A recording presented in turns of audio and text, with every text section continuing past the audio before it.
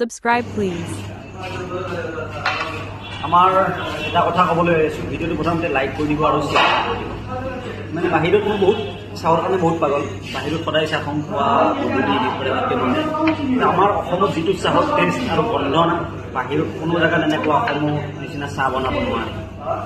গাখীৰ দিয়া চাহ খাওঁ, লাল চাহটো ঘৰতো নাখাওঁ, কোনোদিন নাখাওঁ। মই লাল চাহ বুলি ক'লে চাহ নাখাওঁ, গাখীৰ দিয়া চাহটো বাহিৰত মোৰ পচন্দ নহয়। গতিকে অসমৰ মানে চাহৰ চেণ্টটোৱে বুলি গতিকে চাহৰ বিষয়ে ক'লোঁ, বাহিৰত আমি ইমান জেগা ঘূৰিলোঁ। গতিকে আপোনালোকৰ কমেণ্টবোৰ জনাব।